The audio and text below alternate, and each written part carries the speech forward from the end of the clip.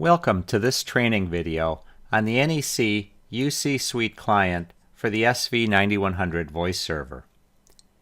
In this video, we'll be covering the startup and login of the client, its operation, and how you can adjust its functionality in view. So let's get started.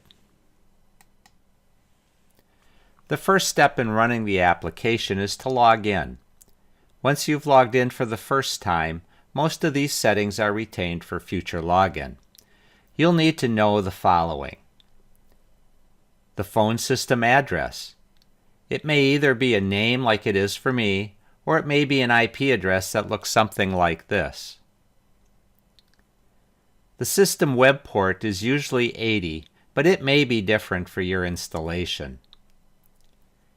You'll need your username and password, and then check any of the boxes that apply for your needs.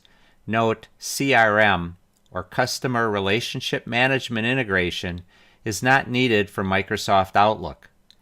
Click OK when finished.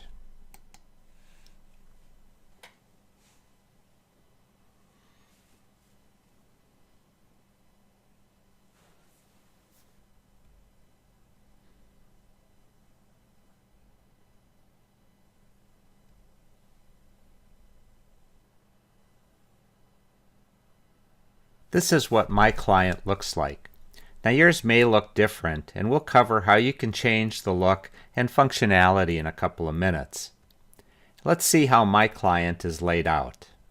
I have a toolbar of features. These are features that would normally require phone buttons or codes to activate. I can choose those that I need and place them where I want them.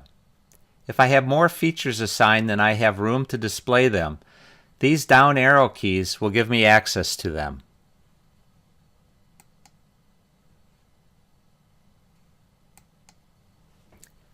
Let's take a look at how I can select and rearrange them. I click Tools, Preferences, Tool Buttons. I can choose any of these buttons by clicking in the box to the left of the button. Note that each active button has an associated keyboard hotkey. I can move them up or down to place them where I want to see them.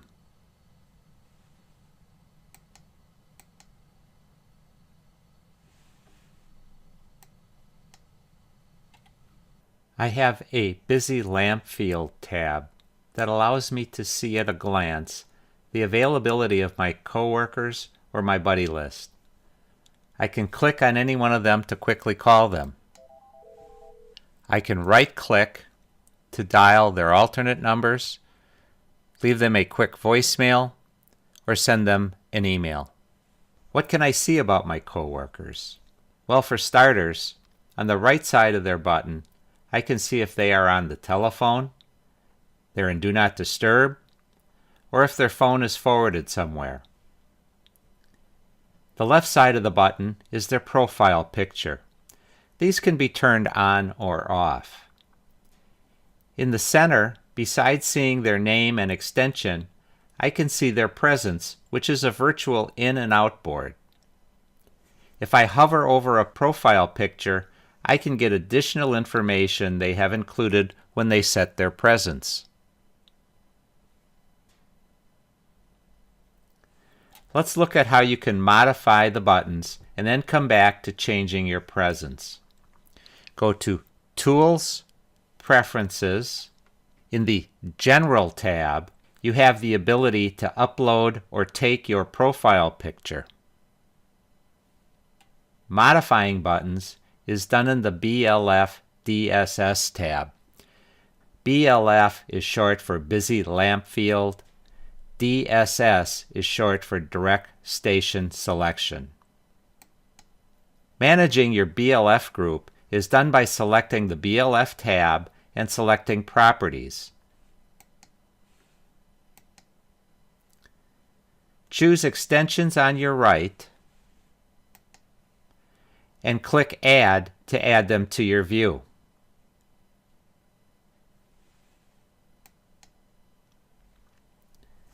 Note that you can significantly modify the view of your client in this tab.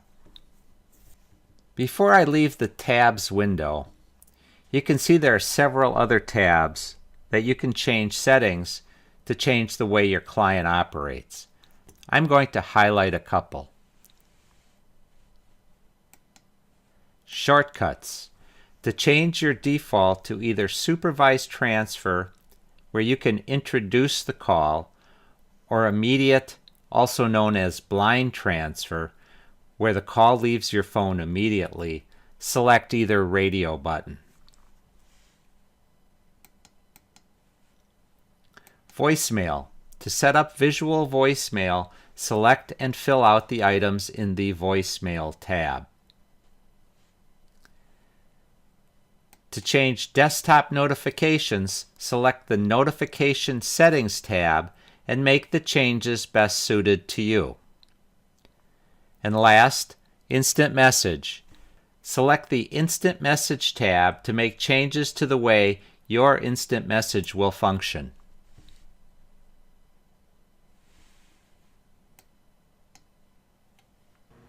Let's look at presence. At a glance, I can see my coworker's presence, and by hovering over their profile picture, I can get additional information. But what if I need to check on another employee that is not in my work group? Click Window, Directory, and view all the employees. This view is searchable. Just start typing either a first or a last name.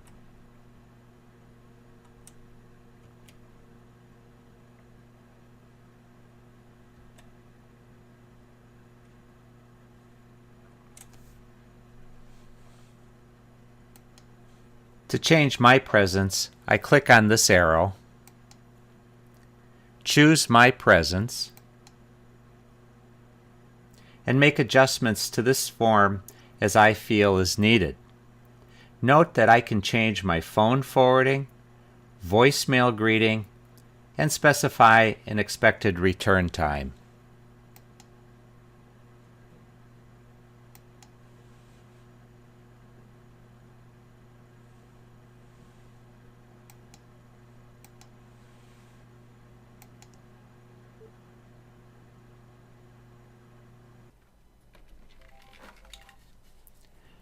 Notice how I get call information in this part of the screen. Additional calls may stack below this call if I'm receiving more than one call at a time. To answer a call on my telephone, I can either pick up my handset or click on the ringing call. Once answered, the call appears in my active call window. I can place the call on hold, hang up, or drag the call onto another user's busy lamp field to transfer it.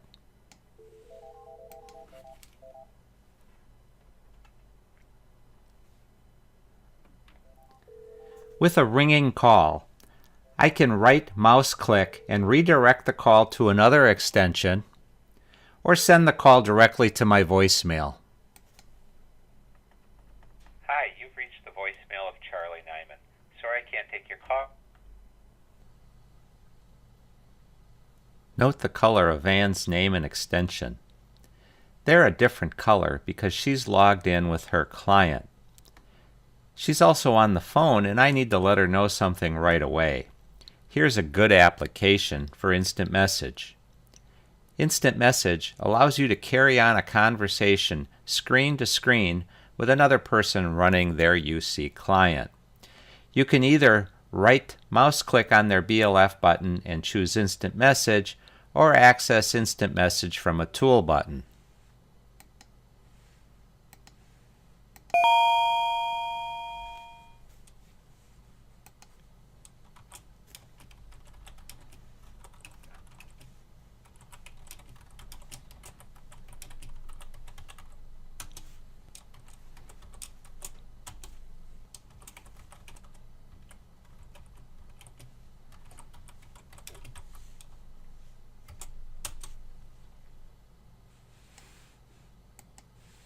These messages can be saved automatically or manually if needed. If you need to change any of your settings, you'll find them in Tools, Preferences, Instant Message. Well, that's what I wanted to show you in this session. There are other settings that you can change to further refine the look and feel of the application. A little experimentation on your part will help you decide on the best set of features that will help you handle calls. And thanks for watching.